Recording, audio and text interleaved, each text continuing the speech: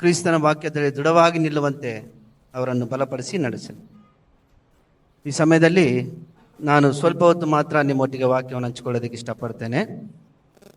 ನಾನು ಬೆಂಗಳೂರು ಪಟ್ಟಣದಲ್ಲಿ ಆಟೋ ಓಡಿಸ್ತೇನೆ. ಮಧ್ಯಾಹ್ನದ ಮೇಲೆ ನನ್ನ ಆಟೋದಲ್ಲಿ ಒಂದು ದಿವಸ ಒಂದು ಸಹೋದರಿ ಪ್ರಯಾಣ ಮಾಡ್ತಾ ಇರಬೇಕಾದ್ರೆ ಅವರು ಮಾತಾಡ್ತಾ ಕೂತಿದ್ರು. ಅವರ ವಾಕ್ಯದ ಬಗ್ಗೆ ಮಾತಾಡಿ ನಾನು ಕೇಳಿದೆ ಅವರಿಗೆ, ನೀವು ಕ್ರಿಶ್ಚಿಯನ ಎಂಬುದಾಗಿ. ಹೌದು ಬದ, ನಾವು ಕ್ರಿಶ್ಚಿಯನ್ನೇ ಎಂಬುದಾಗಿ ಹೇಳೋದು. ದೀಕ್ಷಾಸ್ಥಾನ ಆಯ್ತಾ ಎಂಬುದಾಗಿ ನಾನು ಕೇಳಿದೆ. ನಮ್ಮ ತಂದೆ ತಾಯಿ ಹುಟ್ಟಿದಾಗಿಂದ ಕ್ರೈಸ್ತರೆ, ನಮಗೆ ಮಗುವಿದ್ದಾಗೆ ದೀಕ್ಷಾಸ್ಥಾನ ಆಗೋಯ್ತು ಎಂಬುದು. ಅಲ್ಲಮ್ಮ, ಹಾಗೇಗೆ ಆಗುತ್ತೆ? ನೀನು ಮಗು ಇದ್ದಾಗ ದೀಕ್ಷಾಸ್ಥಾನ ತೆಗೆದುಕೊಂಡ್ರೆ ಯೇಸು ಕ್ರಿಸ್ತನು ಯಾರು ಎಂಬುದಾಗಿ ನಿನಗೆ ಗೊತ್ತಾ? ನಿನ್ನ ಪಾಪವನ್ನು ಒಪ್ಪಿಕೊಂಡ ದೀಕ್ಷಾಸ್ಥಾನ ತಗೊಂಡ? ಇಲ್ಲವಲ್ಲ. ಆಗಿದ್ದ ಮೇಲೆ ಹೇಗೆ ನೀನು ಕ್ರೈಸ್ತರಾಗ್ತೀಯ ಎಂಬುದಾಗಿ ನಾನು ಕೇಳಿದೆ. ಅದಕ್ಕೆ ಬ್ರದರ್, ನಾವು ಹುಟ್ಟಿದಾಗೆ ನಮ್ಮ ತಂದೆ ತಾಯಿ ಎಲ್ಲ ಕ್ರೈಸ್ತರು ಎಂಬುದಾಗಿ. ಆ ರೀತಿ ಅಲ್ಲ. ಕ್ರೈಸ್ತರು ಯಾರು ಎಂಬುದಾಗಿ ತಿಳ್ಕೋಬೇಕಂದ್ರೆ ಮೊಟ್ಟ ಮೊದಲಾಗಿ ಅವರು ಯೇಸು ಕ್ರಿಸ್ತನು ಯಾರು ಎಂಬುದಾಗಿ ಆಗಿರಬೇಕು. ಯೇಸು ಕ್ರಿಸ್ತನನ್ನು ಅರಿತಿರಬೇಕು. ಯೇಸು ಕ್ರಿಸ್ತನು ಯಾಕೆ ಊನಲ್ಪಟ್ಟ, ಯಾಕೆ ತಿರುಗಿ ಆತ ಎದ್ದ ಎಂಬುದಾಗಿ ತಿಳಿದುವಂಥವರು ಮಾತ್ರ ಕ್ರೈಸ್ತರು. ಎಲ್ಲರೂ ಕ್ರೈಸ್ತರಾಗೋದಕ್ಕೆ ಖಂಡಿತವಾಗೂ ಸಾಧ್ಯ ಇಲ್ಲ. ಆದ್ದರಿಂದ ಯೇಸು ಕ್ರಿಸ್ತನನ್ನು ಅರಿತು ತಂದೆ, ಮಗ, ಪರಿಶುದ್ಧಾತ್ಮ ನಾಮದಲ್ಲಿ ಯಾರ್ಯಾರು ದೀಕ್ಷಾಸ್ಥಾನವನ್ನು ಪಡೀತಾರೋ ಅವರೇ ನಿಜವಾದ ಕ್ರೈಸ್ತರು. ಅನೇಕ ವಿಧವಾದ ದೀಕ್ಷಾಸ್ಥಾನಗಳಿದೆ ಬ್ರದರ್, ಅದನ್ನು ನಿಮ್ಗೆ ಅನೇಕ ಸಲ ಹೇಳಿದ್ದಾರೆ. ನಾನು ಕೂಡ ಯೂಟ್ಯೂಬಲ್ಲಿ ಕೇಳಿದ್ದೀನಿ. ನಿಜವಾದ ದೀಕ್ಷಾಸ್ಥಾನ ಯಾವುದು ಅಂದರೆ ತಂದೆ, ಮಗ, ಪರಿಶುದ್ಧಾತ್ಮನ ಹೆಸರಿನಲ್ಲಿ ಯಾರ್ಯಾರು ದೀಕ್ಷಾಸ್ಥಾನ ಪಡ್ಕೊಳ್ತಾರೋ ಅವರು ಮಾತ್ರ ನಿಜವಾದ ಕ್ರೈಸ್ತರು. ಒಂದು ವಾಕ್ಯ ಹೇಳುತ್ತೆ, ಅಪೊಸ್ತಲ ಕೃತ್ಯಗಳು 4ನೇ ಅಧ್ಯಾಯ 12ನೇ ವಚನ. ಈ ವಾಕ್ಯ ಓದುವುದಕ್ಕೆ ಮುಂಚಿತವಾಗಿ ನಮ್ಮ ಭಾರತ ದೇಶದಲ್ಲಿ ಎಷ್ಟು ಧರ್ಮಗಳಿದೆ? ಹಾಗಾದರೆ ನಿಮಗೊಂದು ಪ್ರಶ್ನೆ, ಕ್ರೈಸ್ತರದು ಕೂಡ ಧರ್ಮನ? ಕ್ರೈಸ್ತರದು ಧರ್ಮನ, ಮಾರ್ಗನ? ಅನೇಕರು ಲೋಕದಲ್ಲಿ ಕ್ರೈಸ್ತರನ್ನು ಕೂಡ ಒಂದು ಧರ್ಮಕ್ಕೆ ಸೇರಿಸಿಬಿಟ್ಟಿದ್ದಾರೆ. ಈಗ ಇದು ಖಂಡಿತವಾಗೂ ಧರ್ಮ ಅಲ್ಲ, ಇದು ಒಂದು ಮಾರ್ಗ, ಕ್ರಿಸ್ತನ ಮಾರ್ಗ. ಈ ಮಾರ್ಗಕ್ಕೆ ಬರಬೇಕಾದ್ರೆ ಮಾರು ಮನಸ್ಸು ಪಡ್ಕೊಂಡು ಈ ಮಾರ್ಗಕ್ಕೆ ಬರಬೇಕು. ಅದನ್ನು ನಾನು ತೋರಿಸ್ತೇನೆ. ಅಪೊಸ್ತಲ ಕಾರ್ಯಗಳು 4ನೇ ಅಧ್ಯಾಯ 12ನೇ ವಚನ ಓದಿ ಬ್ರದರ್. ಬರಬೇಕಾದ ರಕ್ಷಣೆಯು ಇನ್ಯಾರಲ್ಲಿಯೂ ಇರುವುದಿಲ್ಲ, ಸಿಕ್ಕುವುದಿಲ್ಲ.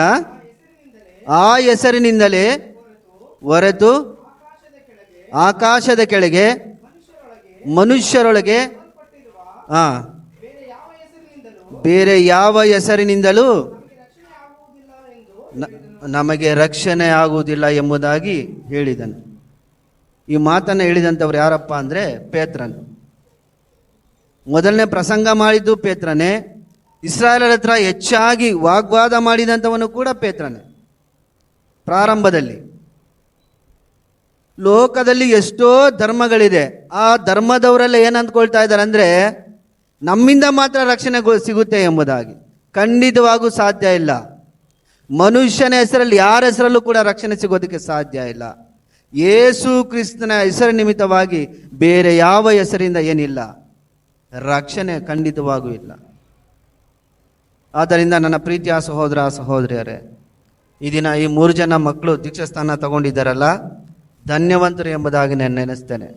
ವಾಕ್ಯಾನುಸಾರವಾಗಿ, ಅಪೊಸ್ತಲರು ಬೋಧಿಸಿದಂಥ ವಾಕ್ಯಾನುಸಾರವಾಗಿ, ಗ್ರಂಥಕ್ಕನುಸಾರವಾಗಿ ದೀಕ್ಷಾಸ್ಥಾನ ಪಡ್ಕೊಂಡಂಥವರು ಧನ್ಯರು. ಈ ದಿನ ಇವರ ಹೆಸರುಗಳು ಜೀವಬಾಧ್ಯರ ಪಟ್ಟಿಯಲ್ಲಿ ಖಂಡಿತವಾಗಿ ಬರೆಯಲ್ಪಟ್ಟಿದೆ. ಒಂದು ವೇಳೆ ಇನ್ನೂ ಬರೆದಿಲ್ಲ ಎಂಬುದಾಗಿ ಯಾರನ್ನು ಅಂದ್ಕೊಂಡಿದ್ರೆ ಖಂಡಿತವಾಗೂ ಸರಿಯಾದ ರೀತಿಯಲ್ಲಿ ವಾಕ್ಯವನ್ನು ಕೇಳಿ ಸರಿಯಾದ ರಕ್ಷಣೆಯನ್ನು ಪಡ್ಕೊಂಡು ದೇವರಲ್ಲಿ ದೃಢವಾಗಿ ನಿಲ್ಲೋದಕ್ಕೆ ಏನು ಮಾಡೋದನ್ನ ಪ್ರಯಾಸ ಪಡೋಣ. ಅದೇ ರೀತಿಯಾಗಿ ನಾನು ಹೇಳಿದ ಮೇರೆಗೆ ಅನೇಕ ಧರ್ಮಗಳಿದೆ ಲೋಕದಲ್ಲಿ. ಆ ಧರ್ಮದಲ್ಲಿ ಯಾವುದೂ ಕೂಡ ಪರಲೋಕ ರಾಜ್ಯಕ್ಕೆ ನಮ್ಮನ್ನೇನು ಮಾಡೋದಿಲ್ಲ, ಸೇರಿಸೋದಕ್ಕೆ ಸಾಧ್ಯನೇ ಇಲ್ಲ. ಒಂದೇ ಒಂದು ಹೆಸರು, ಆ ಹೆಸರು ಯಾವುದಪ್ಪ ಅಂದರೆ ಯೇಸು ಕ್ರಿಸ್ತನ ಹೆಸರು. ಅದು ಮಾತ್ರ ನಮ್ಮನ್ನೇನ ರಕ್ಷಣೆಗೆ ಕರ್ಕೊಂಡು ಹೋಗೋದಕ್ಕೆ ಸಾಧ್ಯ. ಅದೇ ರೀತಿಯಾಗಿ ರೋಮಾಪುರದ ಪತ್ರಿಕೆ ಇದು ಹೆಚ್ಚಾಗಿ ನಾನು ಈ ದಿನ ರಕ್ಷಣೆ ಪಡ್ಕೊಂಡವ್ರ ವಿಷಯದಲ್ಲೇ ನಾನು ಹೆಚ್ಚಾಗಿ ಮಾತಾಡೋಕ್ಕೆ ಇಷ್ಟಪಡ್ತೇನೆ. ರೋಮಾಪುರದ ಪತ್ರಿಕೆ 8ನೇ ಅಧ್ಯಾಯ 14ನೇ ವಚನ ಓದಿ ಬ್ರದರ್. ಯಾರ್ಯಾರು ದೇವರ ಆತ್ಮನಿಂದ ನಡೆದುಕೊಳ್ಳುತ್ತಾರೋ ಅವರು ದೇವರ ಮಕ್ಕಳು. ಯಾರ್ಯಾರು ದೇವರ ಆತ್ಮನಿಂದ ನಡೆಸಿಕೊಳ್ಳುತ್ತಾರೋ ಅವರೆಲ್ಲರೂ ಕೂಡ ಏನು ದೇವರು. ಹಾಗಾದ್ರೆ ನಾವೆಲ್ಲರೂ ಕ್ರೈಸ್ತರು ಯೇಸು ಕ್ರಿಸ್ತನನ್ನು ಹಿಂಬಾಲಿಸ್ತಾ ಇದ್ದೀವಿ ತಾರೆ. ಹಾಗಾದ್ರೆ ನಮ್ಮಲ್ಲಿ ಪಾಪ ಇಲ್ವಾ? ಪಾಪ ಇದೆಯಾ ಇಲ್ವಾ? ಒಮ್ಮೆ ಪರಿಶೀಲನೆ ಮಾಡ್ಕೊಂಡು ನೋಡಿ. 1ನೇ ಯೋಹನ ಪತ್ರಿಕೆಯಲ್ಲಿ ದೇವರ ಮಕ್ಕಳು ಎಂದಿಗೂ ಕೂಡ ಏನು ಮಾಡೋದಿಲ್ಲ, ಪಾಪ ಮಾಡೋದಿಲ್ಲ ಎಂಬುದಾಗಿ. ಆದ್ದರಿಂದ ಈ ವಾಕ್ಯಾನುಸಾರವಾಗಿ ಒಮ್ಮೆ ನಮ್ಮನ್ನು ನಾವೇನು ಮಾಡ್ಕೋಬೇಕು, ಪರಿಶೀಲನೆ ಮಾಡ್ಕೋಬೇಕು.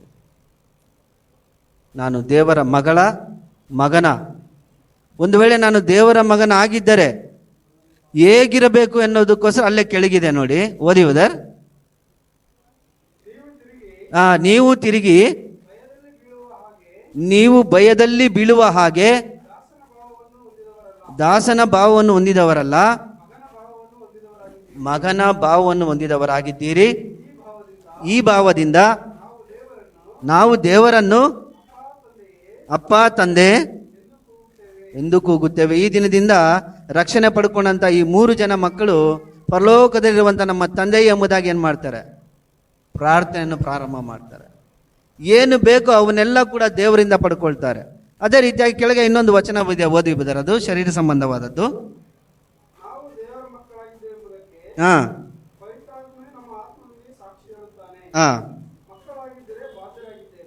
ಮಕ್ಕಳಾಗಿದ್ದರೆ ಬಾಧ್ಯರಾಗಿದ್ದೇವೆ. ಸಹೋದರರು ಒಂದು ಹೇಳಿದ್ರು, ದೀಕ್ಷಾ ಸ್ಥಾನ ಕೊಟ್ಟಾದ್ಮೇಲೆ ಮಕ್ಕಳ ಕೈಗೆ ಬೈಬಲ್ ಅನ್ನ ಕೊಟ್ಟು ಒಂದು ಮಾತು ಹೇಳಿದ್ರು. ನಿಮ್ಗೆ ಯಾರನ್ನ ಜ್ಞಾಪಕ ಇದೆಯಾ? ಬೈಬಲ್ ಅನ್ನ ಕೊಡ್ತಾ ಒಂದು ಮಾತು ಹೇಳಿದ್ರು, ನಾವು ₹1,00,000 ಕೊಡ್ತಾ ಇಲ್ಲ, ಅದಕ್ಕಿನ್ನ ಹೆಚ್ಚಾದದ್ದು ಏನೋ ಆಗ್ತಾ ಇದೆ, ನಿಮ್ಮ ಕೈಗೆ ಕೊಡಲ್ಪಡ್ತಿದೆ ಎಂಬುದಾಗಿ. ಯಾಕೆ ಆ ಮಾತು ಹೇಳಿದ್ರು ಬ್ರದರ್? ಹಣಕ್ಕಿನ್ನ, ಬೆಳ್ಳಿಗಿನ್ನ, ಚಿನ್ನಕ್ಕಿನ್ನ ಬಹು ಮುಖ್ಯವಾದಂತೂ ಯಾವುದಪ್ಪ ಅಂದ್ರೆ ಈ ಗ್ರಂಥ. ಈ ಗ್ರಂಥ ನಿನ್ನ ಜೀವಿತವನ್ನ ಬದಲಾವಣೆ ಮಾಡುತ್ತೆ. ಈ ಗ್ರಂಥ ನಿನ್ನ ಮನಸ್ಥಿತಿಯನ್ನ ಬದಲಾವಣೆ ಮಾಡುತ್ತೆ. ಈ ಗ್ರಂಥ ನಿನಗೆ ಧೈರ್ಯವನ್ನ ಕೊಡುತ್ತೆ. ಈ ಗ್ರಂಥ ನಿನಗೆ ಬೇಕಾಗಿರುವ ಎಲ್ಲವನ್ನು ನೆರವೇರಿಸುವ ಶಕ್ತಿ ಯಾವುದಕ್ಕಿದೆ ಅಂದ್ರೆ ಈ ಗ್ರಂಥಕ್ಕಿದೆ. ಅದನ್ನ ಬ್ರದರ್ ಅನುಭವಿಸಿದ್ದಾರೆ, ಅದಕ್ಕೆ ನಿಮಗೆ ಕೊಡುವಾಗ ಆ ಮಾತನ್ನು ಹೇಳಿದ್ರು. ಪರಲೋಕ ರಾಜ್ಯ ಪಡ್ಕೊಳ್ಳುವಂತ ಶಕ್ತಿ ಹಣಕ್ಕಿಲ್ಲ, ಚಿನ್ನಕ್ಕಿಲ್ಲ, ಬೆಳ್ಳಿಗಿಲ್ಲ. ಈ ಗ್ರಂಥಕ್ಕೆ ನಿಮಗೆ ಪರಲೋಕ ರಾಜ್ಯ ತೋರಿಸುವಂತ ಶಕ್ತಿ ಇದೆ. ಅದರಿಂದ ಬ್ರದರ್ ಅದನ್ನು ಅನುಭವಿಸಿದ್ರು, ಅದಕ್ಕೆ ಅದನ್ನು ನಿಮಗೆ ಕೊಡಬೇಕು ಎಂಬುದಾಗಿ ಅವರು ಇಷ್ಟಪಟ್ಟರು. ಆದ್ದರಿಂದ ನನ್ನ ಪ್ರೀತಿಯ ಸಹೋದರ ಸಹೋದರಿಯರೇ, ನಾವು ದೇವರ ಮಕ್ಕಳಾಗಿದ್ದೇವೆ. ಇನ್ನು ಮೇಲೆ ಆ ದೇವರ ಮಕ್ಕಳು ಯಾವ ರೀತಿಯಾಗಿರ್ಬೇಕೆಂದ್ರೆ ಯೇಸು ಕ್ರಿಸ್ತನ ಸ್ವರೂಪದಲ್ಲಿ ನಮಗೆ ಕಾಣಬರಬೇಕು. ನಮ್ಮನ್ನು ನೋಡಿದ ತಕ್ಷಣ ನೀವು ದೇವರನ್ನು ನಂಬಿದ್ದೀರಾ ಎಂಬುದಾಗಿ ಅವರು ನಮ್ಮನ್ನು ಗುರುತಿಡಬೇಕು. ಆ ಸ್ಥಿತಿಯಲ್ಲಿ ನಾವೇನಾಗಬೇಕು, ಬೆಳೆಯಬೇಕು. ನಾವೆಲ್ಲರೂ ಕೂಡ ದೇವರ ಮಕ್ಕಳಾಗಿದ್ದೇವೆ. ಹೆಚ್ಚಾಗಿ ನಾವು ಈ ಶರೀರ ಸಂಬಂಧ ವಿಷಯಗಳ ಕಾರ್ಯದಲ್ಲೇ ನಾವು ಹೆಚ್ಚಾಗಿ ಗಮನ ಕೊಡ್ತಾ ಇರ್ತೇವೆ. ಒಂದು ವೇಳೆ ಆ ಶರೀರಕ್ಕೆ ಸಂಬಂಧಪಟ್ಟ ಕೆಲಸಗಳನ್ನು ಹೆಚ್ಚಾಗಿ ಮಾಡ್ತಾ ಇದ್ರೆ ಅದರಿಂದ ಏನು ಸಿಗುತ್ತೆ ಎಂಬುದಾಗಿ ವಾಕ್ಯ ಹೇಳುತ್ತೆ ಅಂದರೆ ಅದು ಮರಣ. ಯಾರೂ ಕೂಡ ಮನುಷ್ಯ ಯಾರನ್ನ ಕೇಳಿ ನೀನು ಎಷ್ಟು ದಿವಸ ಬದುಕಬೇಕು ಎಂಬುದಾಗಿ ಕೇಳಿದ್ರೆ ದೇವರು ನನಗೆ ಎಷ್ಟು ಆಯಸ್ಸು ಕೊಟ್ಟಿದ್ದಾನೋ ಅದನ್ನು ಸಂಪೂರ್ಣವಾಗಿ ಅನುಭವಿಸಬೇಕು ಎಂಬುದಾಗಿ ಹೇಳ್ತಾನೆ. ಸಾಯೋ ಮನುಷ್ಯನು ಕೂಡ ಬದುಕಬೇಕು ಎಂಬುದಾಗಿ ಇಷ್ಟಪಡ್ತಾನೆ. ಹಾಗೆ ನಿಮ್ಮ ಜೀವನ ಪೂರ್ತಿ ಸಂಪೂರ್ಣವಾಗಿ ಬದುಕಬೇಕಂದ್ರೆ ನೀವು ದೇವರ ಮಕ್ಕಳಾಗಿ ಆತ್ಮೀಕವಾದಂಥ ವಿಷಯಗಳಲ್ಲಿ ಹೆಚ್ಚಾಗಿ ಸಮಯವನ್ನು ಕಳೆಯೋದಕ್ಕೆ ಏನು ಮಾಡಬೇಕು, ಅಭ್ಯಾಸ ಮಾಡ್ಕೋಬೇಕು. ಅದೇ ರೀತಿಯಾಗಿ 2 ಥೆಸಲೋನಿಕ 2ನೇ ಅಧ್ಯಾಯ 13ನೇ ವಚನ ಓದಿ ಬ್ರದರ್. 2 ಥೆಸಲೋನಿಕ 2ನೇ ಅಧ್ಯಾಯ 13ನೇ ವಚನ. ಕರ್ತನಿಗೆ ಪ್ರಿಯರಾಗಿರುವ ಸಹೋದರರೇ,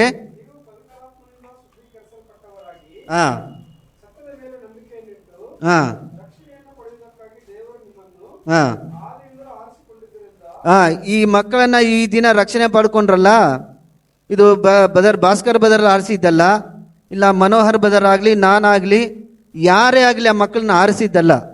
ಆ ಮಕ್ಕಳನ್ನು ರಕ್ಷಣೆ ಪಡ್ಕೋಬೇಕು ಎಂಬುದಾಗಿ ಆರಿಸಿಕೊಂಡದ್ದು ಯಾರು? ದೇವರೇ ಆರಿಸಿಕೊಂಡಿದ್ದು. ನಿಮ್ಗೊಂದು ಆಶ್ಚರ್ಯ ಆಗ್ಬೋದು. ನಾನು ಕೇಳುವಂಥ ಪ್ರಶ್ನೆ, ಯಾಕೆ ದೇವರು ಆ 3 ಮಕ್ಕಳನ್ನ ಆರಿಸ್ಕೊಂಡ್ರು? ಇನ್ನೂ ಬೇಕಾದ ಜನ ಇದ್ದಾರಲ್ಲ, ಯಾಕೆ ಆ 3 ಆರಿಸ್ಕೊಂಡ್ರು ಎಂಬುದಾಗಿ ಒಂದು ವೇಳೆ ನಾನು ನಿಮ್ಗೆ ಪ್ರಶ್ನೆ ಕೇಳಿದ್ರೆ ಏನು ಹೇಳಕ್ಕೆ ಇಷ್ಟಪಡ್ತೀರಾ?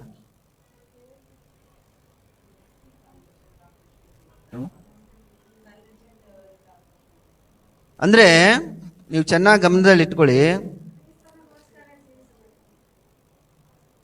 ದಾವೀದನು ಕುರಿ ಕಾಯೋನು. ದಾವೀದನು ಯಾರು? ಕುರಿ ಕಾಯೋನು. ಆ ಕುರಿ ಕಾಯೋನು ಕರ್ಕೊಂಡ್ಬಂದು ಸಿಂಹಾಸನದ ಮೇಲೆ ಕುಳಿಸೋದಕ್ಕೆ ಕಾರಣ ಏನಪ್ಪ ಅಂದರೆ, ತನ್ನ ಚಿತ್ತವನ್ನು ನೆರೆಸುವಂಥ ಒಂದು ಆಲೋಚನೆ ಯಾರಲ್ಲಿದೆ ಅಂದರೆ ದಾವೀದನಲ್ಲಿದೆ.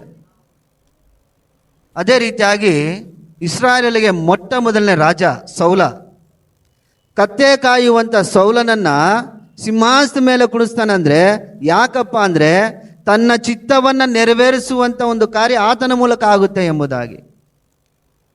ಆದ್ದರಿಂದ ಇಲ್ಲಿ ಕೂತಿರುವಂಥ ನಾವೆಲ್ಲರೂ ಕೂಡ ಮಾಡದೇ ಇರುವಂತನ್ನ ಈ 3 ಮಕ್ಕಳು ಮಾಡ್ತಾರೆ ಎಂಬುದಾಗಿ ದೇವರಿಗೆ ಆ ಮಕ್ಕಳ ಮೇಲೆ ಏನಿದೆ? ಭರವಸೆ ಖಂಡಿತವಾಗೂ ಇರುತ್ತೆ. ನಾವು ಸಾಧಿಸದೇ ಇರೋದು ಆ ಮಕ್ಕಳು ಏನು ಮಾಡ್ತಾರೆ? ಖಂಡಿತವಾಗೂ ಸಾಧಿಸ್ತಾರೆ. ಅದು ದೇವರಿಗೆ ಅಸಾಧ್ಯ. ಅಸಾಧ್ಯ ಅನ್ನೋದು ದೇವರ ಕೈಯಲ್ಲಿ ಖಂಡಿತವಾಗೂ ಇಲ್ಲ. ಎಲ್ಲವನ್ನು ಸಾಧ್ಯ ಮಾಡುವಂಥ ದೇವರು ನಮ್ಮ ದೇವರು.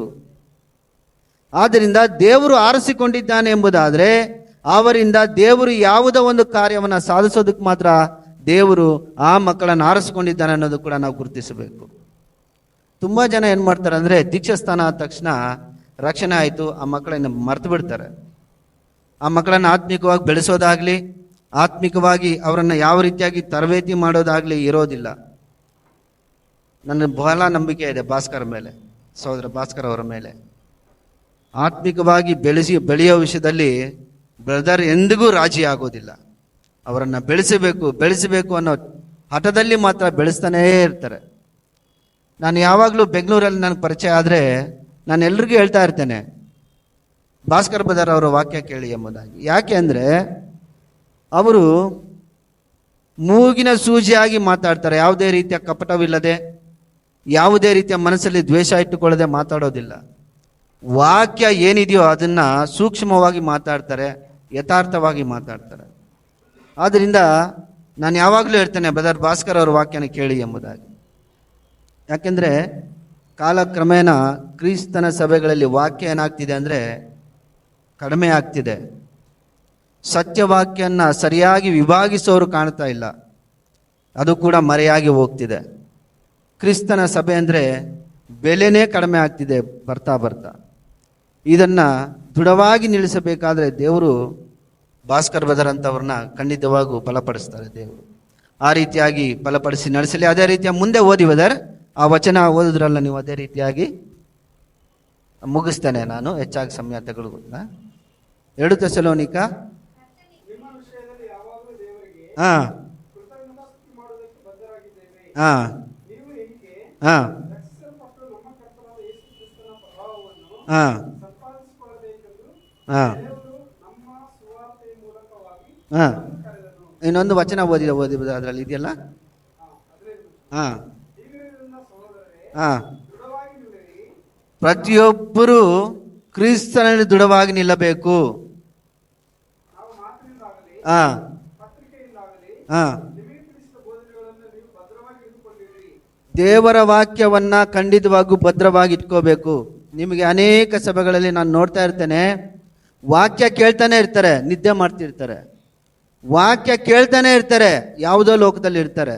ವಾಕ್ಯ ಕೇಳ್ತಾನೆ ಇರ್ತಾರೆ, ಮೊಬೈಲನ್ನು ಇದು ಮಾಡ್ತಾ ಇರ್ತಾರೆ. ನಾನು ಕೇಳ್ತೇನೆ, ಯಾಕಮ್ಮ ಆರಾಧನೆ ಅಂದರೆ ಭಯ ಇಲ್ವಾ ಎಂಬುದಾಗಿ. ನೋಡಿ, ರಾಷ್ಟ್ರಗೀತೆ ಹಾಕಿದಾಗ ಎಲ್ಲರೂ ಎದ್ದು ನಿಂತು ಏನು ಮಾಡ್ತಾರೆ?